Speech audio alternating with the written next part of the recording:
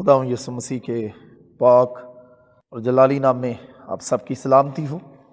مزامیر کی کتاب سے ہم نے پیغامات کا سلسلہ شروع کیا ہوا ہے اور ہم اس سلسلے کو جاری رکھیں گے، اور آج کی صبح ہم زبور 73 سے خدا کا کلام سنیں گے۔ آج کی صبح بھی ہم گزشتہ اتوار کی طرح اپنے پیغام کا آغاز ایک چھوٹی مشق یا ایکسرسائز کے ساتھ کریں گے، لیکن آج کی صبح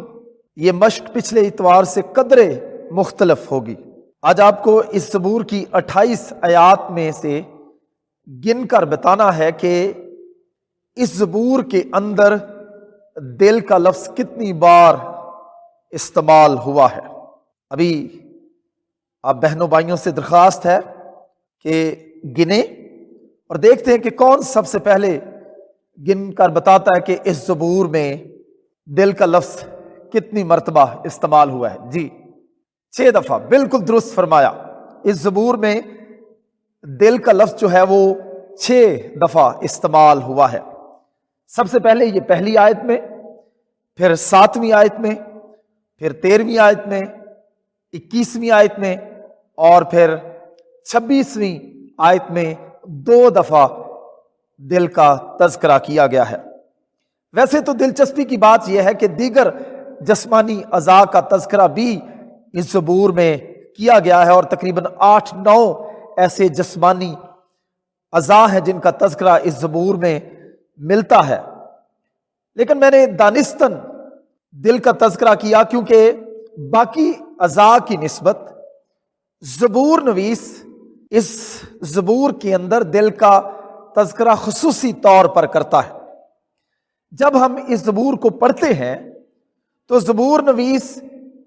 اس زبور کے اندر ہمیں ایک مسئلے سے دوچار نظر آتا ہے۔ وہ مسئلہ شریر کی اقبال مندی، سرفرازی یا برومندی کا ہے۔ اس زبور میں زبور نویس اس مسئلے سے دوچار ہونے کے بعد اپنی داستان سناتا ہوا دکھائی دیتا ہے، اور وہ بتاتا ہے کہ جب اس نے شریر اور ناراض لوگوں کی کامیابی کو دیکھا تو اس کے دل پر اس کا کیا اثر ہوا، کیسے کیسے وہم و گمان اس کی زندگی میں پیدا ہو گئے، اور پھر زبور نویس اس بات کا تذکرہ کرتا ہے کہ کس طرح سے پھر خدا نے اس کی زندگی میں ایک بڑا کام کیا، اور وہ تمام وہم و گمان، وسوسے، شک و شبہات جو تھے وہ کس طرح سے اس کی زندگی سے بالکل ختم ہو گئے۔ آج کی صبح ہم اس زبور میں بالخصوص شریروں کی اقبال مندی اور صادق کی مصیبت کے حوالے سے جو تشویش ہے اس پر ہم خدا کے کلام کو سنیں گے، لیکن پیشتر اس سے کہ ہم اس زبور کے اندر سے خدا کے کلام کو سنیں، ہمیں جاننے کی ضرورت ہے کہ اس زبور کا جو تعلق ہے وہ کس صنف کے ساتھ ہے۔ زبور کی کتاب میں مختلف انواع و اقسام کے مزامیر ہیں، لیکن علماء کے نزدیک زبور 73 کا جو تعلق ہے یہ حکمتی مزامیر یا وزڈم سام کے ساتھ ہے۔ خصوصی طور پر جب ہم زبور کی کتاب کو پڑھتے ہیں تو 37واں زبور، 49واں زبور اور 73واں زبور یہ ایسے مزامیر ہیں جن کو علماء حکمتی مزامیر یا وزڈم سامز کی فہرست کے اندر رکھتے ہیں۔ آج ہم جس زبور پر دراصل غور کر رہے ہیں یہ ایک حکمتی مزمور ہے۔ اس سے قبل کہ ہم آگے بڑھیں ہمیں یہ بھی جاننے کی ضرورت ہے کہ اس زبور کا مصنف کون ہے، کس شخص نے اس زبور کو لکھا ہے۔ جب ہم اس زبور کے سرنامے پر غور کرتے ہیں تو اس زبور کے سرنامے پر لکھا ہوا ہے آصف کا مزمور۔ یہ آصف کون تھا؟ جب ہم بائبل مقدس کو پڑھتے ہیں تو پہلا تواریخ اس کا 15واں باب اس کی 16ویں اور 17ویں آیت میں لکھا ہے کہ آصف ایک لاوی تھا جسے داؤد نے اپنے زمانہ میں ہیکل کے اندر ستائشی خدمت کو انجام دینے کے لیے مقرر کیا تھا۔ غالباً وہ کوائر انچارج یا میر مغنی کی حیثیت سے خدمت انجام دیا کرتا تھا۔ جہاں تک اس زبور کی تصنیف کا معاملہ ہے، سرنامے سے لگتا ہے کہ آصف ہی اس زبور کا مصنف ہے، کیونکہ اس زبور کی کتاب میں کل 12 ایسے مزامیر ہیں جو کہ آصف کے نام سے منسوب کیے گئے ہیں، خاص طور پر 50واں زبور اور 73ویں زبور سے لے کر 83ویں زبور تک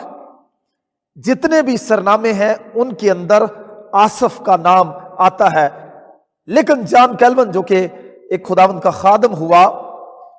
وہ کہتا ہے کہ یہ زبور آصف نے نہیں لکھا بلکہ داؤد نے لکھا، لیکن یہ آصف سے بعد ازاں منسوب کیا گیا۔ تاہم جب ہم چارلس اسپرجن کو پڑھتے ہیں تو چارلس اسپرجن آصف ہی کو اس زبور کا مصنف یا لکھاری گردانتا ہے۔ اسپرجن کہتا ہے ہم کو حقائق پر ضرور توجہ دینی چاہیے۔ دوسرا تواریخ اس کا 29واں باب 30ویں آیت میں ہم دیکھتے ہیں کہ حزقیہ بادشاہ نے لاویوں کو داؤد اور آصف غیبین کے الفاظ گانے کا حکم دیا۔ چونکہ آصف کے نام کے ساتھ غیبین کا لفظ آیا ہے تو اس سے یہ غالب امکان جو ہے وہ ظاہر ہوتا ہے کہ آصف کو بھی خدا نے نبوت کی نعمت دی ہوئی تھی، اور غیبین کی جو اصطلاح ہے خاص طور پر نبیوں کے لیے مستعمل تھی، اس لیے یہ خیال کیا جاتا ہے کہ آصف بھی اس مزمور کا لکھاری ہو سکتا ہے۔ اسپرجن کے خیال کے مطابق داؤد اور آصف دونوں بھی اس زبور کے مصنفین ہو سکتے ہیں۔ تاہم کچھ علماء نہ کیلون کی بات سے اتفاق کرتے ہیں اور نہ ہی وہ آصف سے اسے منسوب کرتے ہیں۔ ان کے خیال کے مطابق اس زبور کا جو لکھاری ہے وہ اسیری کے بعد کے زمانے سے تعلق رکھتا ہے، پوسٹ ایگزلک پیریڈ سے تعلق رکھتا ہے، اس کا مصنف کوئی اور شخص ہو سکتا ہے۔ خیر، اس کا مصنف کوئی بھی کیوں نہ ہو، لیکن ایک بات انتہائی اہم ہے کہ اس زبور کا جو مضمون ہے وہ انتہائی اہم ہے، جس پر آج کی صبح ہم غور کریں گے، اور وہ ہے شریروں کی اقبال مندی اور صادقوں کی تشویش۔ میرے عزیزو، اس سے قبل کہ ہم اس زبور کے جو خاص حصے ہیں ان پر غور کریں، ہمیں اس زبور کے خاکے پر غور کرنے کی ضرورت ہے۔ پہلی آیت سے لے کر 12ویں آیت کے اندر زبور نویس اپنی تشویش کا تذکرہ کرتا ہوا نظر آتا ہے۔ پھر جب ہم 13ویں آیت سے لے کر 17ویں آیت تک پڑھتے ہیں تو زبور نویس کی زندگی میں ایک نمایاں موڑ آتا ہوا دکھائی دیتا ہے، اور پھر 18ویں آیت سے لے کر 28ویں آیت تک زبور نویس کی تشویش کا حل نظر آتا ہے، اور وہ ان آیات کے اندر اس تشویش کے حل ہو جانے کا بیان کرتا ہوا نظر آتا ہے۔ ابھی ہم اس زبور کا جو پہلا حصہ ہے، جو پہلی آیت سے لے کر 12ویں آیت تک مشتمل ہے، ہم اس پر غور کریں گے۔ پہلی آیت سے لے کر 12ویں آیت تک زبور نویس کی جو تشویش ہے شریروں کی اقبال مندی کے حوالے سے، ان کی برو مندی کے حوالے سے، سرفرازی کے حوالے سے، وہ اس کا ان پہلی 12 آیات میں تذکرہ کرتا ہوا نظر آتا ہے۔ ہمیں یاد رکھنا چاہیے اس سے قبل کہ وہ شریروں کی اقبال مندی کی بات کرے، وہ پہلی آیت میں ایک بات کہتا ہوا نظر آتا ہے، بے شک خدا اسرائیل پر یعنی پاک دلوں پر مہربان ہے، لیکن میرے پاؤں تو پھسلنے کو تھے، میرے قدم قریباً لغزش کھا چکے تھے۔ پہلی آیت کے اندر زبور نویس جو ہے وہ ایک اصول کو، جو بائبل مقدس کا اصول ہے، اس کو بیان کرتا ہوا نظر آتا ہے کہ خدا کی مہربانی، خدا کی شفقت، خدا کی کرم نوازی ہمیشہ اسرائیل پر اور جو پاک دل ہیں، جو خدا سے ڈرتے ہیں، ان پر ہوتی ہے۔ لیکن اس کے بعد پھر جب ہم تیسری آیت سے پڑھنا شروع کرتے ہیں تو وہ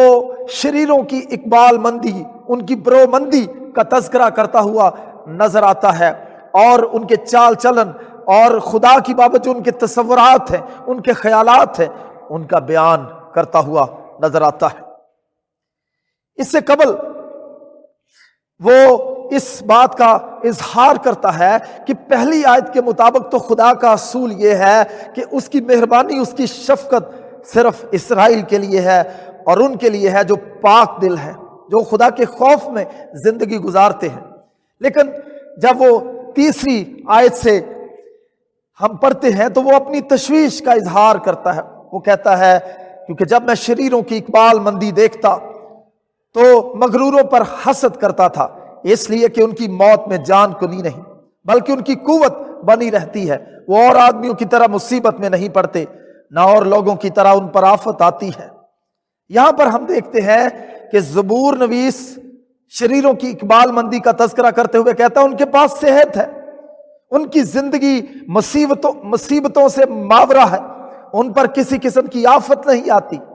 پھر 12ویں آیت میں کہتا ہے ان کے پاس دولت ہے، 12ویں آیت کے پہلے حصے میں کہتا ہے ان کے پاس چین ہے، 4تھی آیت میں ہم نے دیکھا کہ وہ کہتا ہے کہ ان کی موت میں جان کنی نہیں ہے، وہ آرام کی حالت اس دنیا سے رخصت ہو جاتے ہیں۔ زبور نویس جب شریروں کو صحت مند دیکھتا ہے، مصیبتوں سے آزاد دیکھتا ہے، ان کے پاس دولت دیکھتا ہے، ان کے پاس چین دیکھتا ہے، ان کی موت میں جان کنی کو نہیں دیکھتا، تو وہ ایک تذبذب کا شکار ہو جاتا ہے، ایک پریشانی کا شکار ہو جاتا ہے۔ پھر وہ ان کے کردار، ان کے چال چلن کی بات کرتا ہے، اور میرے عزیزو ان کے چال چلن کا ذکر کرتے ہوئے کہتا ہے اس لیے غرور ان کے گلے کا ہار ہے، وہ ظلم و ستم کرتے ہیں، وہ ظلم سے ملبس ہیں، ان کی آنکھیں چربی سے ابری ہوئی ہیں، ان کے دل کے خیالات حد سے بڑھ گئے، وہ ٹھٹھے مارتے ہیں، شرارت سے ظلم کی باتیں کرتے ہیں اور بڑا بولتے ہیں، ان کے منہ آسمان پر ہیں، ان کی باتیں زمین کی سیر کرتی ہیں، اس لیے اس کے لوگ اس طرف رجوع ہوتے اور جی بھر کر پیتے ہیں۔ یہاں پر ہم دیکھتے ہیں کہ وہ شریر جو اقبال مند ہوتے ہیں دنیا میں، وہ جو سرفرازی پاتے ہوئے نظر آتے ہیں، یہاں پر اس نے ان کے چال چلن کا ذکر کیا ہے کہ وہ غرور اور تکبر کی زندگی گزارتے، ظلم و ستم کرتے، ٹھٹھے مارتے، شرارت کرتے، بڑا بولتے ہیں۔ میرے عزیزو یہی نہیں، ان کے چال چلن کے حوالے سے جو دنیا میں ہے، اس کے ساتھ ساتھ زبور نویس خدا کی بابت جو ان کے تصورات ہیں وہ اس کا بھی تذکرہ کرتا ہوا نظر آتا ہے۔ خاص طور پر جب ہم 11ویں آیت کو پڑھتے ہیں تو یہاں پر لکھا ہے، وہ کہتے ہیں کہ خدا کو کیسے معلوم ہے، کیا حق تعالیٰ کو کچھ علم ہے؟ میرے عزیزو وہ سمجھتے ہیں کہ خدا ان ساری باتوں سے لا علم ہے، خداوند کو ان ساری باتوں کا کچھ علم نہیں ہے، وہ اس طرح کی سوچ رکھتے ہیں۔ میرے عزیزو یاد رکھیں، یہ مسئلہ جو خداوند کے بندہ زبور نویس کو درپیش ہوا کہ شریر کیوں اقبال مند ہوتے ہیں، ناراسلو کیوں برومند ہوتے ہیں، یہ مسئلہ پریشانی نہ صرف زبور نویس کو درپیش ہوئی بلکہ یہ مسئلہ خداوند کے بندہ ایوب کو بھی میرے عزیزو بائبل مقدس میں درپیش نظر آتا ہے۔ خاص طور پر جب ہم ایوب کی کتاب کے 21ویں باب کو پڑھتے ہیں، اس کی 7ویں آیت سے خاص طور پر تو کلام میں خداوند کا بندہ ایوب کہتا ہے، شریر کیوں جیتے رہتے، عمر رسیدہ ہوتے بلکہ قوت میں زبردست ہوتے ہیں، ان کی اولاد ان کے سامنے ہی دیکھتے دیکھتے اور ان کی نسل ان کی آنکھوں کے سامنے قائم ہو جاتی ہے، ان کے گھر ڈر سے محفوظ ہیں اور خدا کی چھڑی ان پر نہیں، ان کا سانڈ باردار کر دیتا ہے اور چوکتا نہیں، اس کی گائے بیاتی ہے اور اپنا بچہ نہیں گراتی، وہ اپنے چھوٹے چھوٹے بچوں کو ریوڑ کی طرح باہر بھیجتے ہیں، ان کی اولاد ناچتی ہے، وہ خنجری اور ستار پر تال پر گاتے اور بانسری کی آواز سے خوش ہوتے ہیں، وہ خوشحالی سے اپنے دن کاٹتے اور دم کے دم پتال میں اتر جاتے ہیں، حالانکہ انہوں نے کہا تھا کہ خدا سے کہا تھا کہ ہمارے پاس سے چلے جا، क्योंकि हम तेरी राहों की मार्फत के ख़्वाह नहीं हैं। कादिर मुतलक है क्या कि हम उसकी इबादत करें, अगर हम उससे दुआ करें तो हमें फ़ायदा क्या होगा। वो परेशानी, वो तशवीश जो ज़बूर नवीस को इस ज़बूर के अंदर दरपेश नजर आती है, ऐसी ही तशवीश का इजहार खुदावन के बंदा अय्यूब ने भी 21वें बाब की 7वीं आयत से लेकर 15वीं आयत के अंदर किया। मेरे अज़ीज़ों, हम भी जो ईमानदार हैं, जो खुदा के साथ चलते हैं, हम भी ऐसी परेशानी का शिकार होते हैं। क्या कभी आपने अपनी जिंदगी में ऐसी तशवीश का सामना किया कि ईमानदार क्यों दुख उठाते हैं, वो क्यों बीमार होते हैं, वो तंग और पुराने घरों में क्यों रहते हैं, ना उनके पास गाड़ियां हैं, ना उनके पास बैंक बैलेंस है, ना वो अच्छी खुराक खा सकते हैं, ना वो अच्छे मलबूसात पहन सकते हैं, ना वो अच्छे डॉक्टर से इलाज करवा सकते हैं। मेरे अजीजों, जब हम भी ऐसी सूरत हाल का सामना करते हैं तो हम भी ज़बूर नवीस की तरह, हम भी खुदावन के बंदा अय्यूब की तरह परेशानी से दो चार हो जाते हैं। हालांकि हम इस बात पर ईमान रखते हैं कि चूंकि हम खुदा के लोग हैं, खुदावंद हमारा खुदा है और वो हमारे लिए सब कुछ फराहम करेगा, लेकिन हकीकत में इसके बरक्स होता है। मेरे अजीजों, फिर दरअसल खुदावंद के बंदा ज़बूर नवीस के ये तमाम अल्फाज उसके शिकवे का इजहार करते हैं। वो गोया खुदा से गिला करता हुआ नजर आता है कि ऐसा क्यों है, क्योंकि तूने खुदावंद तेरे कलाम के असूल के मुताबिक खुदा बेशक इसराइल पर और पाक दिलों पर मेहरबान है, लेकिन खुदावंद ये क्या है, शरीर बरोमंद हो रहे हैं, वो इखलाकी मेयार से गिरे हुए हैं, वो खुदा के बारे में भी अपना गलत तस्वर रखते हैं, फिर भी खुदा तूने उनको कामयाब किया हुआ है, ऐसा क्यों है। वो इस सारी परेशानी और में तशवीश का शिकार है। फिर वो जब हम 13वीं और 14वीं आयत को पढ़ते हैं तो दरअसल वो अपनी जिंदगी को सामने रखता हुआ नजर आता है कि वो किस तरह की जिंदगी गुजार रहा है। शरीरों के बरक्स वो कहता है, यकीनन मैंने अबस अपने दिल को साफ और अपने हाथों को पाक किया, क्योंकि मुझ पर दिन भर आफत रहती है और मैं हर सुबह तंबीह पाता हूं। मेरे अजीजों, यहां पर वो अपनी रास्तबाज जिंदगी को, अपनी पाकीज़ा जिंदगी को, खुदा के खौफ में गुजारी हुई जिंदगी को दलील के तौर पर खुदा के सामने रखता है कि वो लोग जो खुदा के साथ बिल्कुल नहीं चलते, जो जुल्म करते हैं, ठट्ठे मारते हैं, शरारत करते हैं, बड़ा बोल बोलते हैं, जो खुदा से कोई ताल्लुक नहीं रखना चाहते, वो बरोमंद हो रहे हैं, वो तरक्की कर रहे हैं। मैं जो हर रोज अपने दिल को साफ रखने की कोशिश करता हूं, अपने हाथों को पाक रखने की कोशिश करता हूं, खुदावंद मेरे लिए क्या है और उनके लिए क्या है। मेरे अजीजों, फिर जब हम खास तौर पर 15वीं आयत को पढ़ते हैं तो वो कहता है, अगर मैं यूं कहूंगा तो मैं तेरे फर्जंदों की नस्ल से बेवफाई करता। 15वीं आयत में खास तौर पर वो कहता है कि जो मेरी तशवीश शरीरों की बरोमंदी के हवाले से, इकबाल मंदी के हवाले से थी, अगरचे मैं उस तशवीश को लेकर, उस परेशानी को लेकर सोचता रहा, गौर करता रहा, लेकिन मैंने इस तशवीश को, इस परेशानी को खुदा तेरे लोगों के साथ शेयर नहीं किया। मैंने उस तशवीश को, उस अहम नुक्ते को अपने दिल ही में रखा, क्योंकि मुझे इस बात का खतरा था कि कहीं तेरी कौम के लोग इस कठिन मामले की वजह से ईमान से गुमराह ना हो जाएं। मेरे अजीजों, बहुत दफा अपनी रोजमर्रा जिंदगियों में मुशाहिदा करते हैं कि बहुत दफा लोग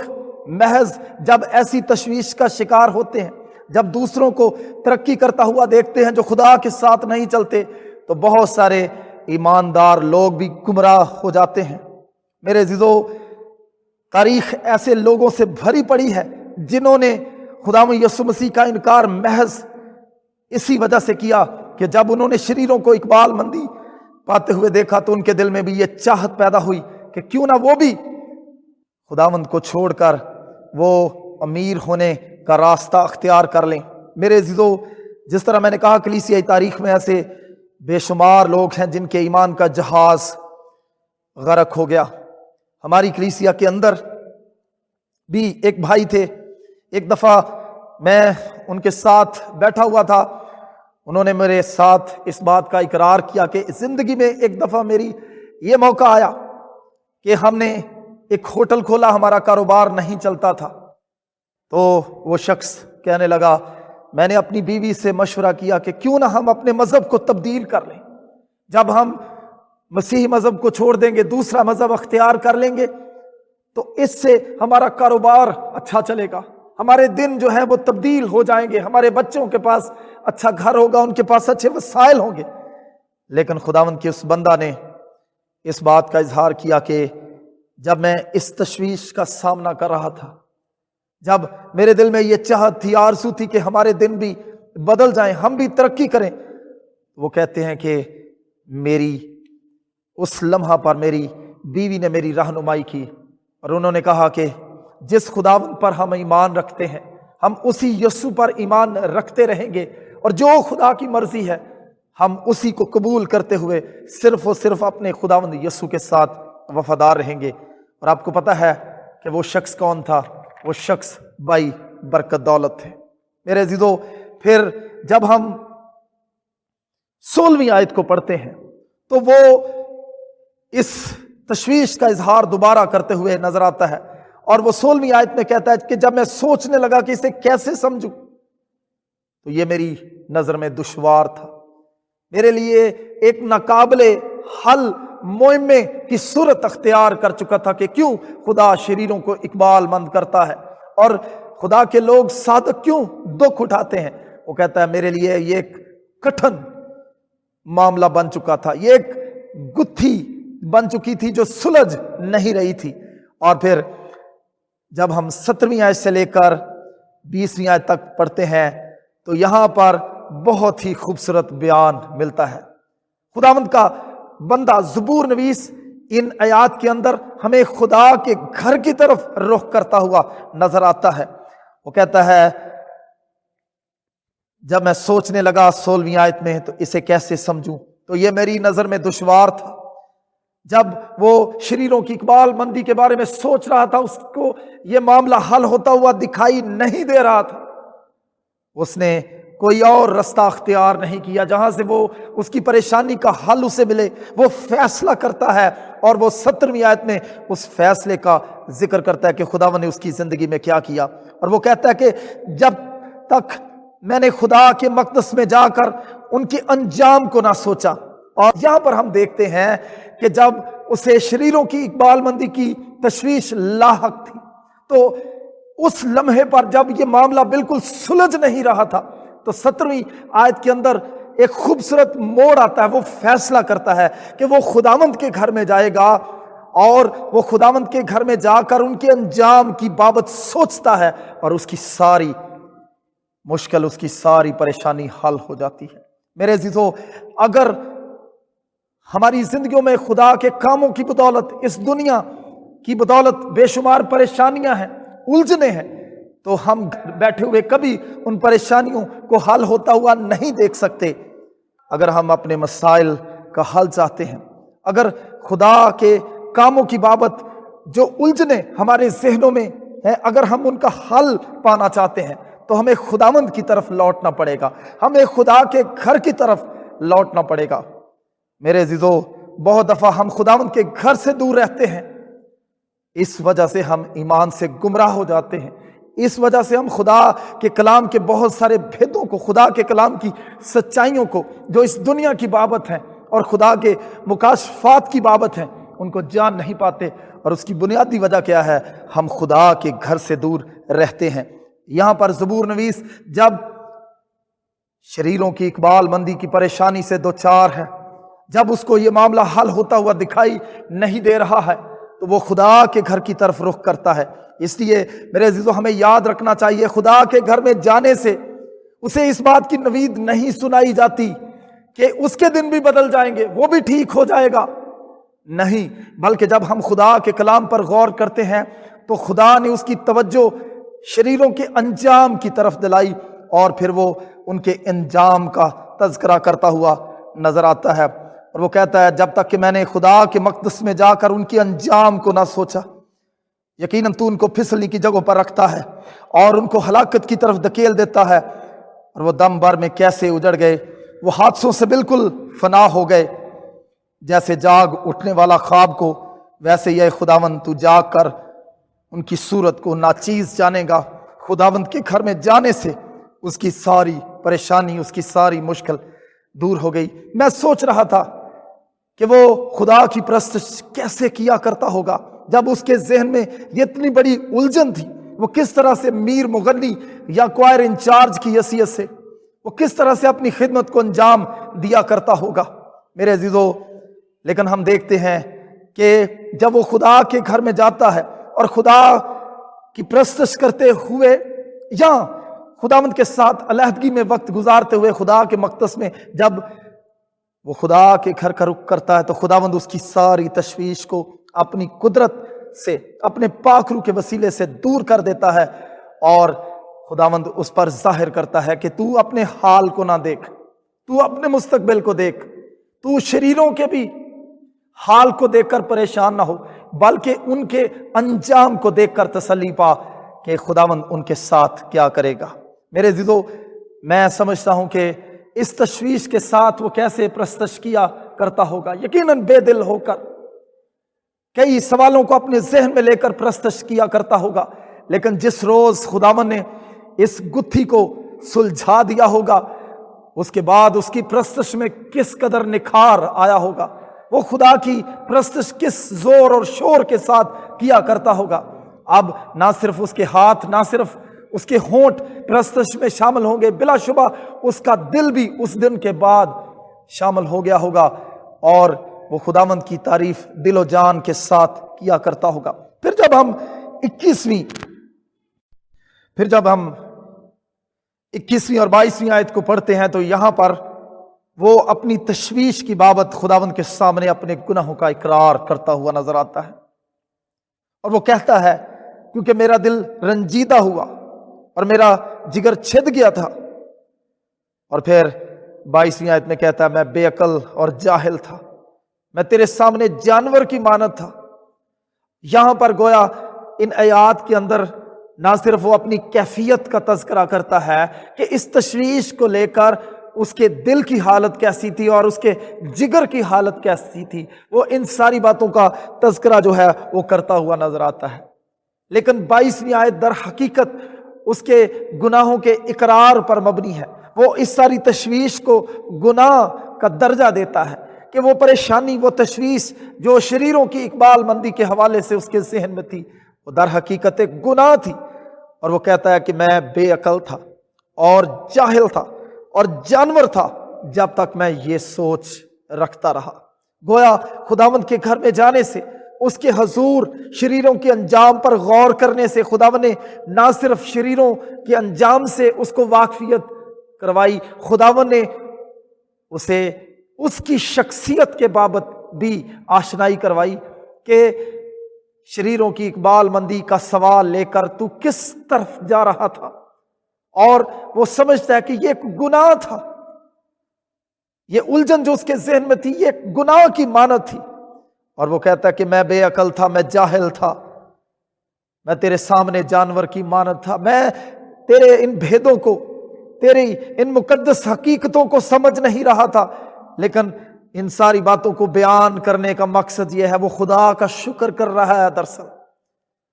اور وہ خداوند کی شکر گزاری کرتے ہوئے جب ہم 23ویں آیت کو پڑھتے ہیں تو کلام میں لکھا ہے باوجود کہ میرا دل رنجیدہ تھا، باوجود کہ میرا جگر ان باتوں سے چھد چکا تھا، باوجود کہ میرے قدم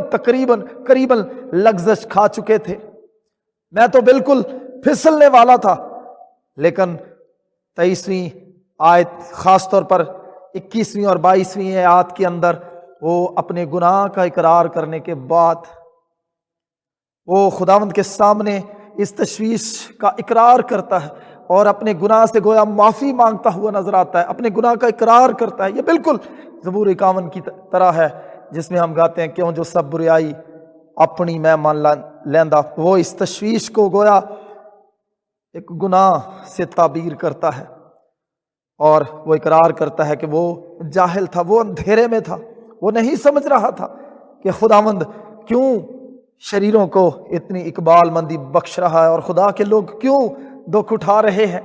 اور وہ ایک صادق کی حیثیت سے کیوں ہر صبح تنبیہ پاتا ہے، وہ کیوں اپنے ہاتھوں کو پاک اور دل کو صاف رکھتا ہے۔ میرے عزیزو، وہ ان ساری باتوں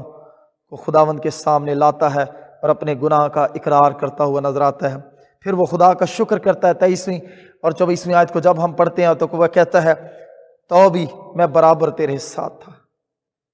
میں نیچے نہیں تھا، میں بالکل خداوند تیرے برابر رہا، باوجود کہ میں اندھیرے میں تھا، باوجود کہ میں شریروں کی اقبال مندی کے بارے میں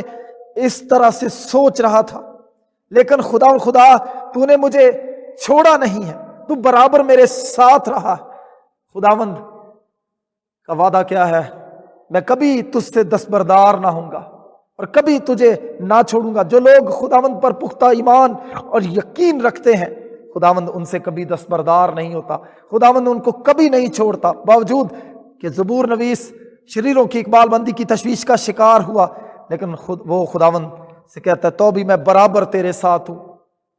اس میں اس کا کمال نہیں تھا کہ وہ خدا کے ساتھ تھا، اس میں در حقیقت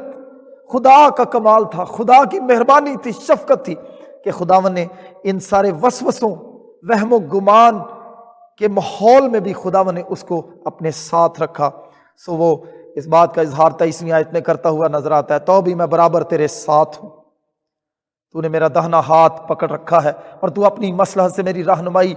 کرے گا اور آخرکار مجھے جلال میں قبول فرمائے گا۔ میرے عزیزو، وہ ان ساری باتوں کے لیے خداوند کا شکر کرتا ہے۔ یاد رکھیں، اس دنیا میں ایماندار کی تسلی اور حوصلہ افزائی صرف اسی بات میں ہے کہ اس نے ہمارے ہاتھوں کو تھاما ہوا ہے اور وہ ہمیں بھٹکنے سے بچاتا ہے۔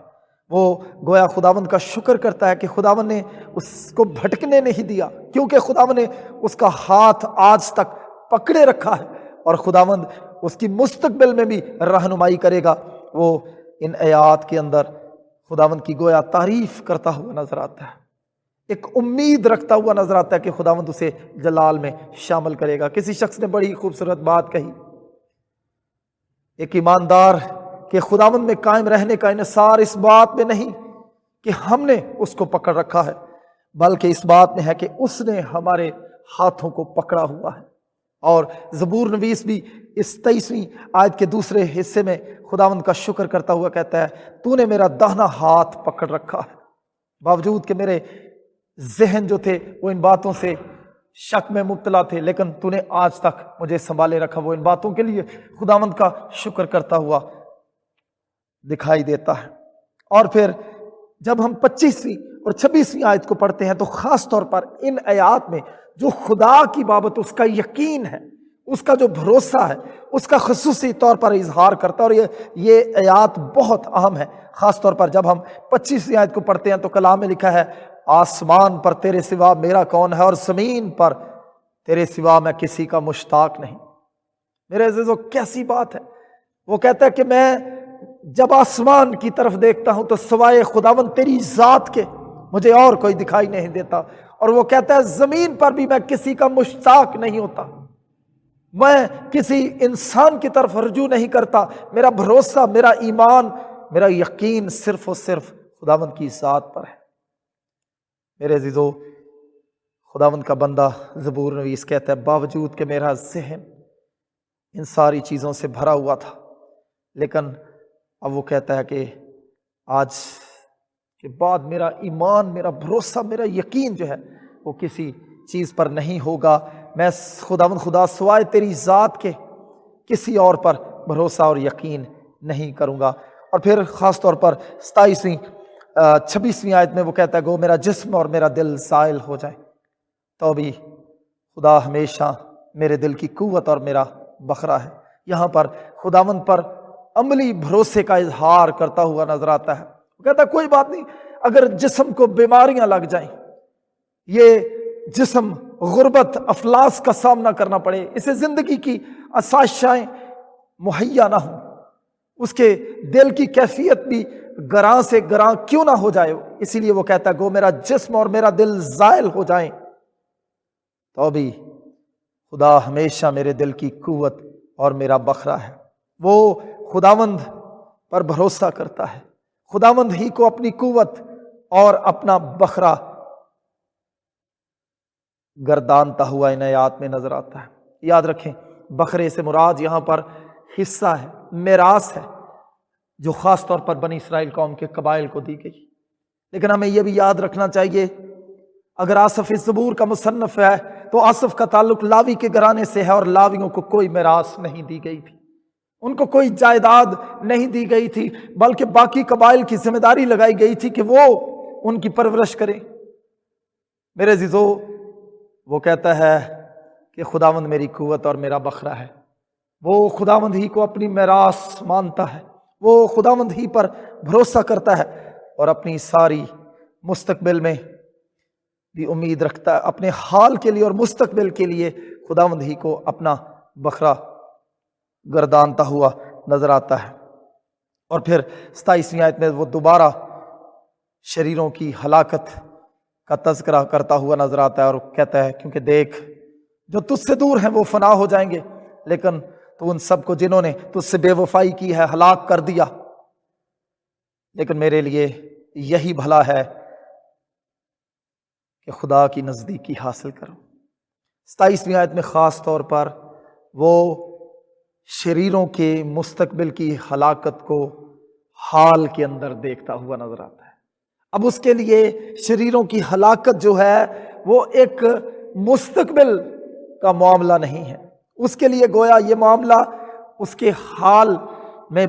جو آ چکا ہے، وہ اس حقیقت کو جو مستقبل میں وقوع پذیر ہونی ہے وہ اس پر پہلے سے ایمان لا چکا ہے اور اس بات کا اقرار کرتا ہے کیونکہ دیکھ جو تجھ سے دور ہے، وہ اس بات کا یقین کرتا ہے کہ وہ فنا ہو جائیں گے، لیکن اس کے ساتھ ساتھ وہ یہ بھی کہتا ہے تو نے ان سب کو جنہوں نے تجھ سے بے وفائی کی تو نے ان کو ہلاک کر دیا۔ میرے عزیزو، بلا شبہ پہلے جن کی اقبال مندی اور برومندی کی وجہ سے پریشان ہے، اب انہی کی بابت ذکر کرتے ہوئے کہتا ہے وہ جو تجھ سے دور ہیں فنا ہو جائیں گے،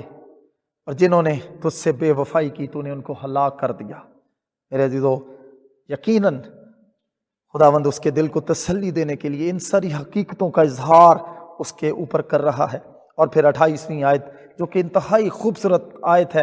اور اس میں وہ کہتا ہوا نظر آتا ہے، اپنی جان سے مخاطب ہے، اپنے آپ سے مخاطب ہے، اور کہتا ہے لیکن میرے لیے یہی بھلا ہے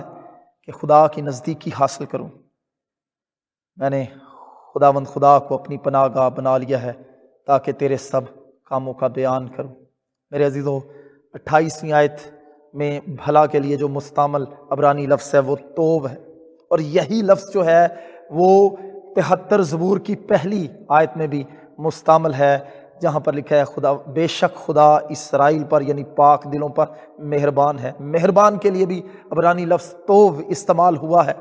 اور یہاں پر بھلا کے لیے جو عبرانی لفظ استعمال ہوا ہے 28ویں آیت میں وہ بھی توب ہے۔ میرے عزیزو، یہاں پر وہ کہنا چاہتا ہے اب میرے لیے اچھا کیا ہے، وہ کیا ہے، وہ اس کی زندگی کا ٹارگٹ کیا ہے، جب وہ اس سارے بھید کو جان چکا ہے کہ باوجود کہ شریر وقتی طور پر برومند ہوتے ہیں لیکن ان کا انجام ہلاکت ہے، خداوند اپنے مقدسوں کے ہاتھ تھامے رکھتا ہے، ان کی رہنمائی بھی کرے گا، ان کو جلال میں بھی داخل کرے گا، لیکن اب وہ فیصلہ کرتا ہے کہ اس دنیا میں رہتے ہوئے اب اس کی زندگی کا جو معتمع نظر ہوگا وہ کیا ہوگا، صرف اور صرف خداوند کی نزدیکی حاصل کرنا، خداوند کی قربت میں وقت گزارنا، اس کی صحبت میں وقت گزارنا اب اس کی زندگی کا اصول ہوگا۔ وہ خدا کی صحبت میں زندگی گزارنے پر زیادہ سے زیادہ ترجیح دیا کرے گا، اور وہ خداوند کو اپنی پناہ گاہ بنانے کا ارادہ کرتا ہوا نظر آتا ہے، بلکہ وہ کہتا ہے کہ میں نے خداوند اپنے خدا کو اپنی پناہ گاہ بنا لیا ہے۔ اور یہ اس کے تین اس کے ارادے یہاں پر نظر آتے ہیں، خدا کی نزدیکی کو اب اس نے حاصل کرنا ہے، خداوند کو اس نے اپنی پناہ گاہ بنانا ہے، بنا لیا ہے، اور اس کے ساتھ ساتھ وہ کہتا ہے تیرے سب کاموں کا بیان کروں، دوسروں کو خداوند کی قدرت کے کاموں کی بدولت جو ہے میں نے گواہی دینی ہے۔ اس لیے میرے عزیزو، آج کی صبح ہم نے خدا کے کلام سے زبور 73 کے اندر وہ تشویش، وہ پریشانی جو شریروں کی اقبال مندی کے حوالے سے اس پر غور کیا کہ ایک ایسا شخص جو خدا کے گھر میں پرستش کرنے والا تھا، خدا کے گھر میں باقاعدگی کے ساتھ جانے والا تھا، وہ کس طرح سے شریروں کی اقبال مندی کو دیکھ کر تشویش کا شکار ہوا۔ جب اس نے شریروں کو غرور اور تکبر کرتے ہوئے، ظلم کرتے ہوئے دیکھا، خدا سے دور ہوتے ہوئے دیکھا، تو میرے عزیزو، اور اپنے آپ کو دکھ اٹھاتے ہوئے، ہر صبح تنبیہ پاتے ہوئے دیکھا، تو اس کا دل رنجیدہ ہوا، پریشان ہوا۔ لیکن وہ خدا کے گھر میں جب گیا اور ان ساری بھیدوں پر، اس مشکل پر، تشویش پر غور کیا، تو کس طرح سے خداوند نے اس کی ساری پریشانی کو دور کیا۔